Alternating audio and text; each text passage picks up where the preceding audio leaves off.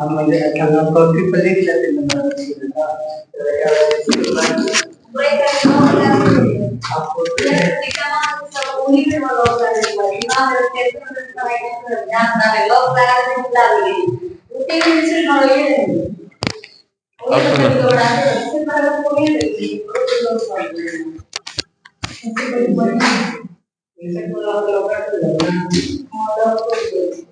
सुना।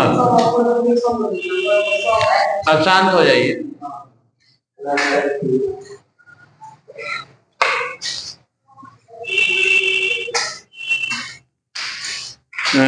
कल जो है क्या पढ़े थे कल?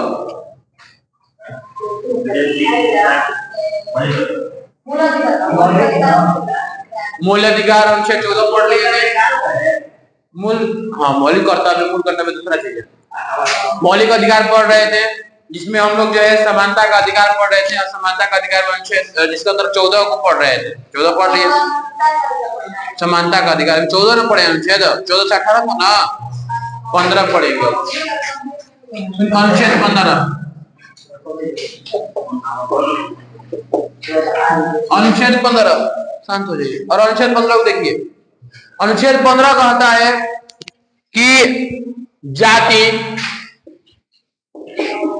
धर्म, लिंग, भाषा के आधार पर भेदभाव नहीं किया जाएगा। भेदभाव नहीं किया जाएगा। इस बात को ध्यान रखिएगा। अनुच्छेद 15 कहता है कि जाति, धर्म, लिंग, वंश के आधार पर भेदभाव नहीं किया जाएगा। इसकी चर्चा किस अनुच्छेद में है?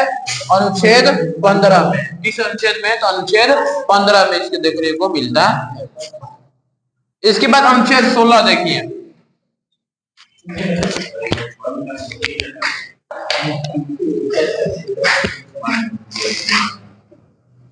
इसके बाद अनुच्छेद 16 देखिए। अनुच्छेद 16 कहता है कि अनुच्छेद 16 कहता है कि गर्मी लग रहा है, गर्मी क्या लग रहा है? सुनिए, अनुच्छेद 15 जाति, धर्म, लिंग, भाषा इत्यादि के आधार पर भेदभाव नहीं किया जाएगा। और 16 में क्या है? अनुच्छेद 16 में है कि 16 में क्या है? अनुच्छेद 16 में क्या है?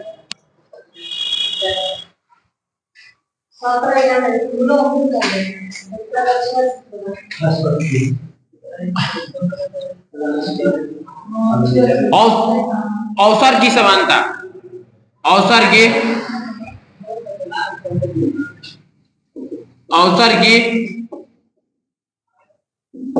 की समानता मतलब सबको क्या मिलेगा? समान अवसर मिलेगा। इसी जानकारी किसमें? अनुच्छेद 16 में। और अनुच्छेद 17 देखिए। जब अनुच्छेद 17 की बात करेंगे तो अनुच्छेद 17 में है छुआछूत। क्या है? छुआछूत, अस्पृश्यता या छुआछूत। छुआछूत की चर्चा किस अनुच्छेद में? अनुच्छेद 17 में। इसके बाद अनुच्छेद 18। अनुच्छेद 18 बात करेंगे तो उपाधियों का अंत। 18 में किसका है? उपाधियों की अंत की चर्चा है। उपाधियों की अंत। उपाधियों का अंत किस अनुच्छेद में है? तो अनुच्छेद 18 में। किसकी चर्चा है? उपाधियों की अंत की चर्चा किस अनुच्छेद में? अनुच्छेद 18 में उपाधियों की अंत की चर्चा है। और तो ये जो है आपको 14 से 18 तक इसके विस्तार समानता के अधिकार में था, जिसमें 14 में क्या था? 14 में विधि के समक्ष समानता के अधिकार। 15 में क्या है? जाति, धर्म, लिंग, भाषा के आधार पर भेदभाव नहीं किया जाएगा। 16 में अवसर की समानता है और 17 में छुआछूत। 18 में क्या है? उपाधियों का अंत की चर्चा। ठीक है, इस बात को याद रखिएगा। इसके बाद अगले अगर हम बात करेंगे मौलिक अधिकार के दूसरा जो मौलिक अधिकार था वे कौन था? स्वतंत्रता का अधिकार। कौन था? स्वतंत्रता के अधिकार। दूसरा मौलिक अधिकार की बात करें, स्वतंत्रता का अधिकार था। इसमें कितना से कितना तक है इसकी चर्चा? 19 से 22 के बीच जो स्वतंत्रता का अधिकार की चर्चा था, अनुच्छेद 19 से 22। आइए हम लोग जो अब आपको जो है स्वतंत्रता के अधिकार की चर्चा देख लेते हैं, किसमें क्या है। सबसे पहले देखते हैं अनुच्छेद 19। अनुच्छेद 19, अनुच्छेद 19 में किसकी चर्चा है? तो अनुच्छेद 19 में विचार एवं अभिव्यक्ति की स्वतंत्रता। अनुच्छेद 19 में क्या है? विचार एवं अभिव्यक्ति की स्वतंत्रता। विचार एवं अभिव्यक्ति की क्या? स्वतंत्रता। अनुच्छेद 19 में विचार एवं अभिव्यक्ति की स्वतंत्रता अनुच्छेद 19 में है, याद रखिएगा। अब देखिए अनुच्छेद 19 के एक ए है, अनुच्छेद 21 एक के बी है, अनुच्छेद 21 एक के सी है, डी है, ई है, इसको देखना है अब, ठीक ना। तो आइए देखते हैं। बुझा था कि खड़ा होकर मतलब कि कम से कम 5 मिनट।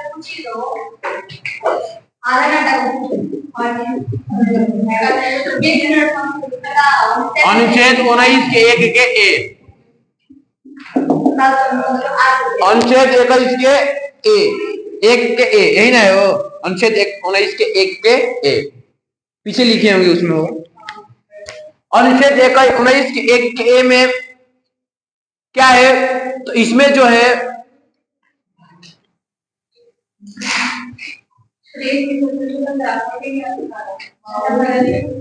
हाँ, बहुत सुंदर, प्रेस की स्वतंत्रता। प्रेस की स्वतंत्रता हो गया, झंडा फहराने का अधिकार हो गया। दूसरा, झंडा फहराने का अधिकार।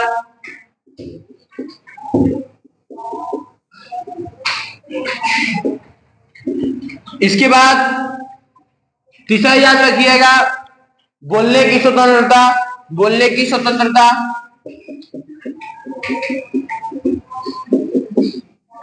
ये तमाम चीज अगर हम बात करेंगे तो किसके अंतर्गत आएगा? अनुच्छेद 19 के एक के अंतर्गत आएगा। आपको पूछे झंडा फहराने का कौन सा किसके अंतर्गत आएगा? 19 के एक के तहत।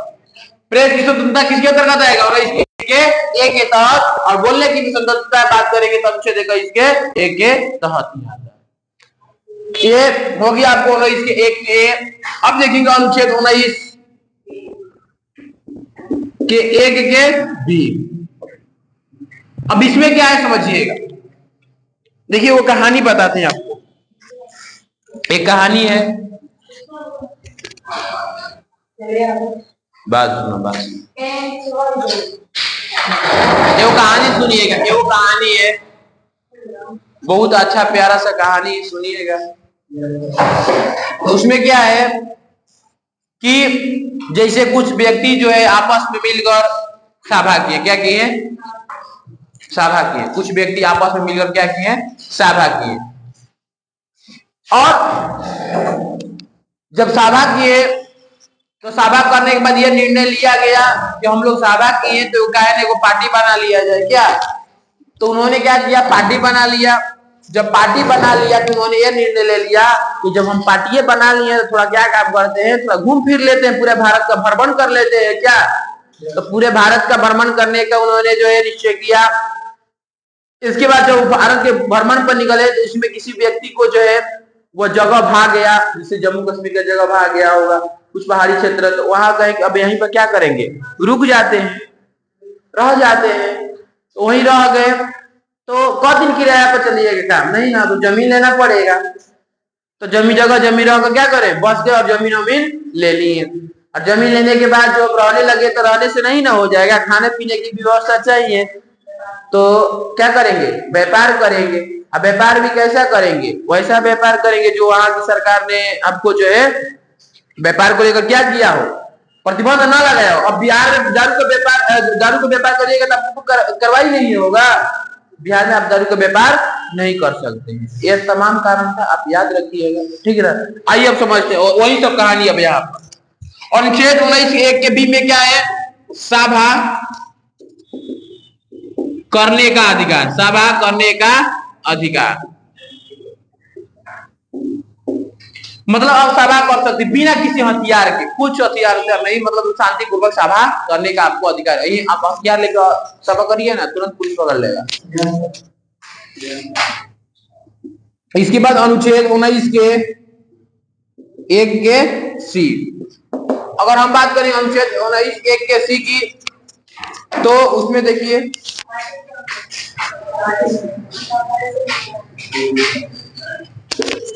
अनुच्छेद 21 के सी में बात करेंगे तो पार्टी बनाने का अधिकार, पार्टी, हाँ पार्टी कह सकते हैं, संघ कह सकती है, या समिति कह सकती है, समिति का, ये सब बनाने का अधिकार, बनाने का अधिकार कौन देता है? तो अनुच्छेद 19 के 1 के कौन देता है? अनुच्छेद 19 के 1 के सी देता है इस सब की जानकारी। इसके बाद अनुच्छेद 19 के 1 के डी देखिए, अनुच्छेद 21 की तो पार्टी वार्टी बना लीजिएगा तो घूमिए फिरिएगा ना, तो यदि भारत के भ्रमण करने का अधिकार, यदि घूमने का अधिकार देता है, भारत के भीतर कहीं भी घूमने का अधिकार, भारत के भीतर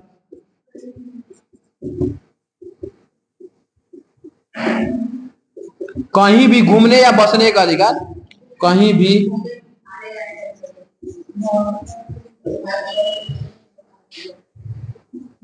घूमने या बसने का अधिकार, नहीं हो जाएगा? हाँ नहीं, अब जम्मू कश्मीर भी ऐड कर लीजिए, अब जम्मू कश्मीर को भी आप ऐड कर लीजिए, जम्मू कश्मीर छोड़ना नहीं है, जम्मू कश्मीर को ऐड करके चलना है। जो पहले था, लेकिन अब नहीं, अब वहां पर भी जैसे भारत का शेष, भारत का जो जगह है वैसे ही आपको सब कहो, हाँ ना, भारत के भीतर कहीं भी घूमने या बसने का अरे कोई ना, खाली हम को डाल जी, हाँ तो कोई नहीं आएगा, हम आएंगे और कोड आएगा। भारत के भीतर ना, कोड यहाँ बोर्डवे तक है, अरे बोर्डवे तक, भारत के भीतर कहीं भी घूमने या बसने का अधिकार अनुच्छेद 19 के 1 के डी देता है। इसके बाद यहीं पर बगल में लिख देते हैं अनुच्छेद 19 के 1 के ई, अनुच्छेद 19 के 1 के ई है कि व्यापार करने का अधिकार, भारत के भीतर कहीं भी व्यापार करने के अधिकार, हाँ जमीन खरीदने का अधिकार, जमीन खरीदने, तो यहाँ पर भारत के भीतर बसने का हटा दीजिए, जमीन खरीदने का अधिकार। और इसके बाद अनुच्छेद 19 के 1 के ए, इसको निरस्त कर दिया गया, इसको क्या कर दिया गया? निरस्त कर दिया गया है, कर दिया गया है, दिया गया। इसमें जानते हैं क्या था? जमीन खरीद कर संपत्ति अर्जित करने का अधिकार, जमीन खरीद कर संपत्ति क्या करने का? अर्जित करने का अधिकार, तो संपत्ति का अधिकार तो हटा दिया गया है। अनुच्छेद 19 के 1 के एफ, इसको हटाया गया है, हाँ इसको भी हटाया गया है, उसमें इसको हटा कर जो इसको भी चीजों को नहीं रखा गया है, हाँ एक और के साथों को, एक 19 में एक भी था मेरे साथ। इसके बाद आइए आगे और देखते हैं अनुच्छेद 19 1 के ई एफ जी की बात करेंगे तो व्यापार करने का अधिकार, किसका अधिकार? व्यापार करने का अधिकार।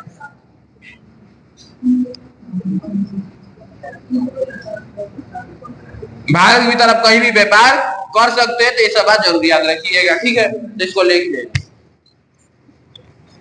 खींचना है तो लिख लीजिए, तो फोटो खींचना है तो फोटो खींच लीजिए। ए फोटो कैमरा मैन कहाँ गई है? ए फोटो खींच ला, कल क्या गई थी तारा कह तो नहीं मुझे कॉल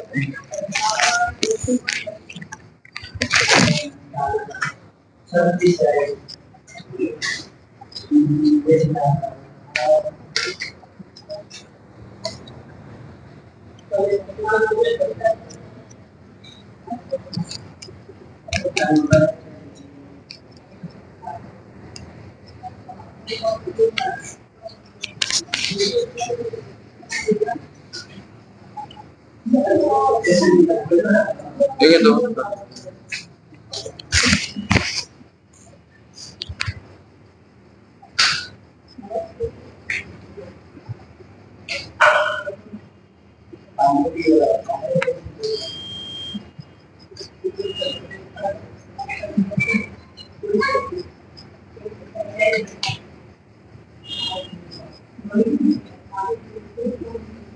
लेकिन ध्यान रखना वैसा व्यापार आप नहीं कर सकती है जो कि वह राज्य सरकार ने प्रतिबंध लगा दिया हो।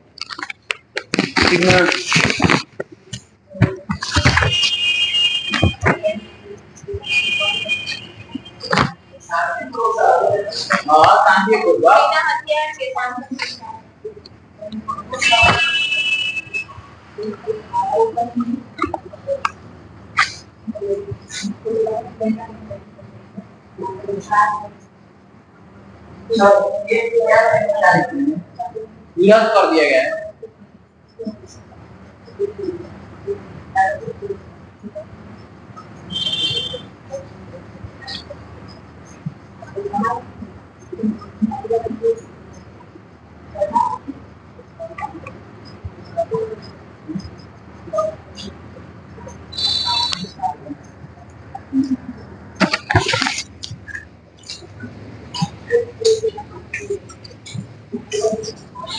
फोटो कीजिए अच्छा से एकदम।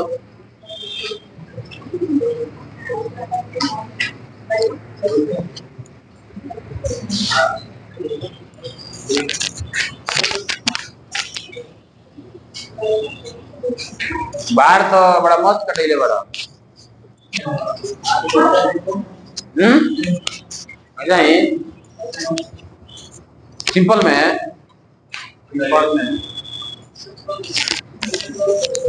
और जी कट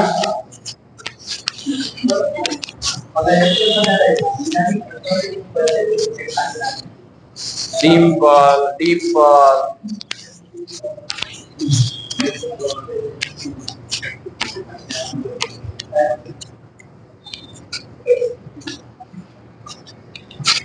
हो गई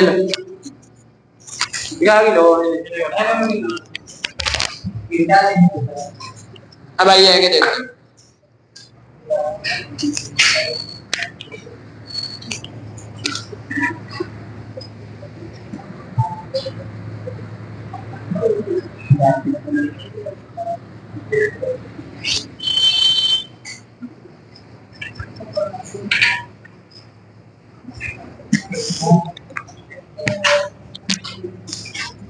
ये हो गया आपको 19।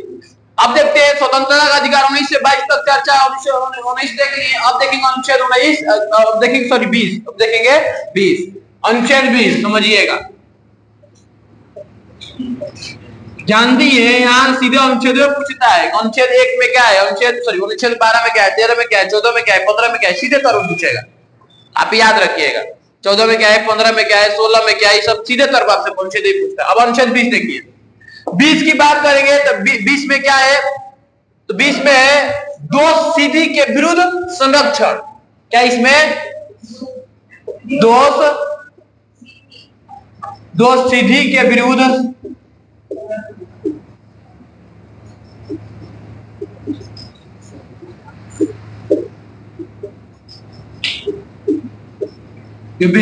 संरक्षण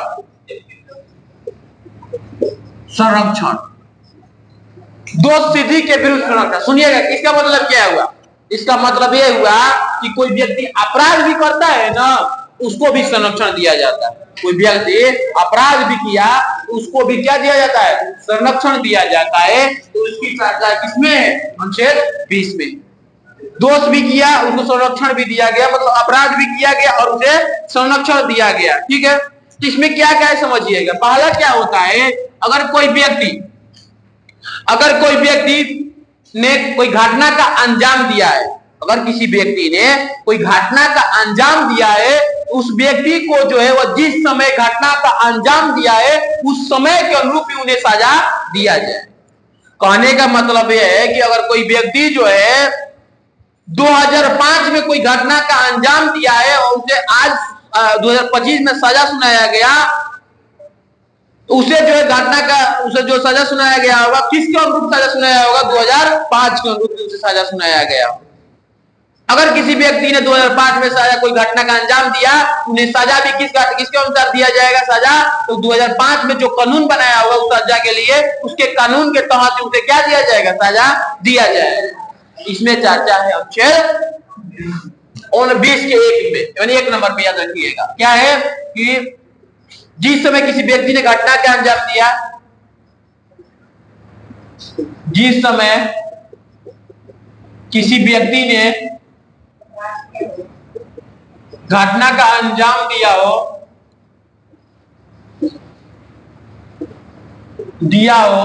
तो उसे सजा उस घटना के अनुरूप ही दिया जाता है। उस घटना के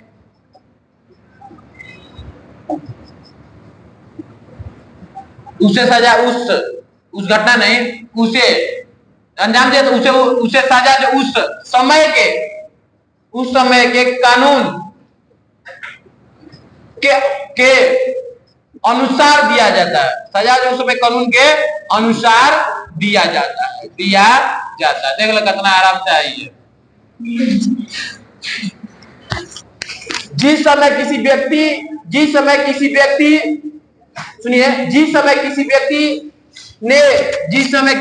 ने घटना का अंजाम दिया है, जिस समय किसी व्यक्ति ने घटना का अंजाम दिया हो तो उसे सजा उस समय के कानून के अनुसार ही दिया जाता है। और इसकी चर्चा अनुच्छेद 20 में है। इसे किस अनुच्छेद में? अनुच्छेद 20 के 1 में कह सकते हैं। इसके बाद दूसरा याद रखिएगा, दूसरा में कि अगर मान लीजिए कोई व्यक्ति ने 2000 ईस्वी में कोई सजा घटना का अंजाम दिया, 2000 ईस्वी में किसी व्यक्ति ने घटना का अंजाम दिया, अगर उसी व्यक्ति ने 2005 ईस्वी में भी कोई घटना का अंजाम दे दिया, 2010 में भी कोई घटना का अंजाम दे दिया, कई सारे घटना का अंजाम दे दिया, 4-5 घटना का अंजाम दे दिया।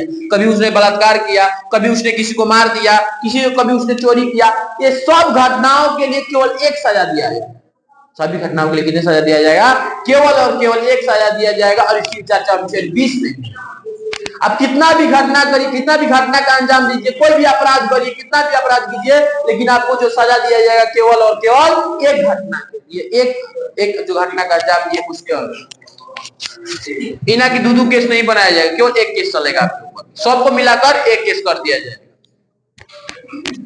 यानी कह सकते हैं कि दोहरे, ये भी कह सकते हैं दोहरे दंड का संरक्षण। हाँ, दोहरे दंड का संरक्षण, दोहरे दंड का संरक्षण आप कह सकते हैं।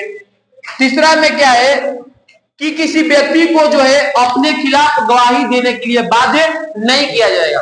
मतलब नहीं होता कि तुम अपने खिलाफ तुम खुद से गवाही दो, अब हम नहीं देंगे गवाही अपने खिलाफ, हम ठीक है, हम नहीं देंगे, कुछ नहीं बोलेंगे, तो बाध्य नहीं कर सकते हैं। तो किसी व्यक्ति को अपने खिलाफ जो है, किसी व्यक्ति जो अपराधी हो, वही बात कर रहे हैं, किसी अपराधी को, अपराधी लिख लीजिए, किसी अपराधी व्यक्ति को अपने खिलाफ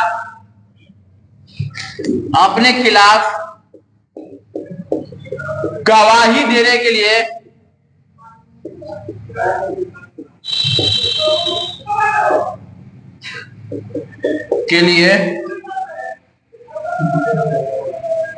बाध्य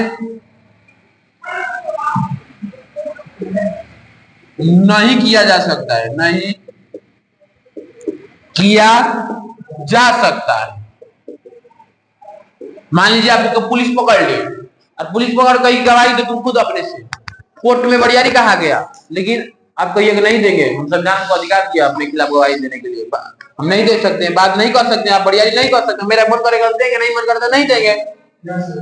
ये सब बात आपको जो है दो स्थिति के विरुद्ध संरक्षण के अंतर्गत आप तीनों बात को जरूर याद रखिए। पहला क्या याद रखिएगा, जिस समय किसी व्यक्ति ने घटना का अंजाम दिया हो तो उसे सजा जो उस समय के जो कानून के अनुसार दिया जाता है।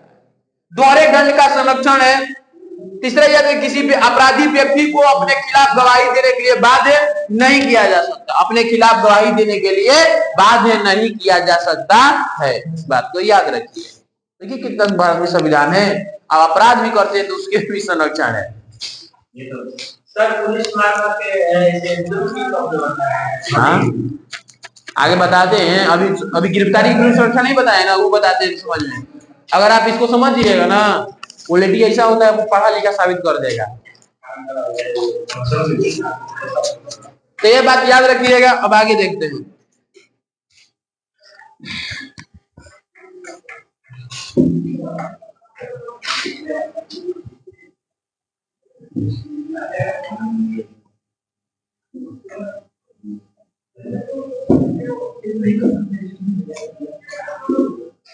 मन नहीं लगत का लोग सुबह हम शुरू के लिए बोल जाए,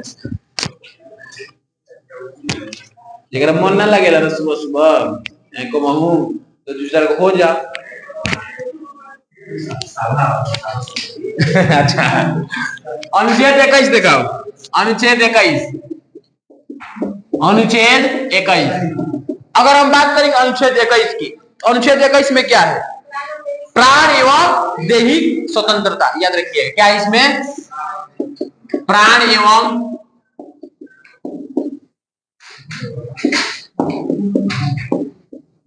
दैहिक स्वतंत्रता। प्राण एवं दैहिक स्वतंत्रता की चर्चा भारतीय संविधान के अनुच्छेद 21 में। अब इसमें बहुत सारा है, हम एक लाइन में आपको बता देते हैं। अगर कुछ नहीं आएगा ना, मान लीजिए मौलिक अधिकार दे दिया, कहेगा किस अनुच्छेद में? अगर आपको याद है तो सही है, अगर नहीं याद होता है सीधे 21 मारिए और आगे बढ़ जाइए। कुछ समझ में आया भाई?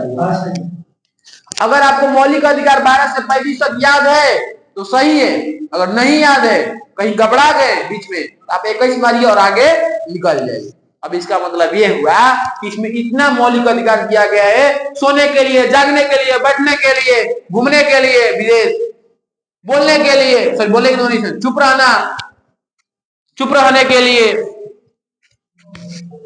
ये तमाम, अगर हम स्वच्छ वायु लेने के लिए, हवा वातावरण के लिए, सब किसमें है? अनुच्छेद 21। समझ में आया? विदेश घूमना है तो किस अनुच्छेद के तहत विदेश घूम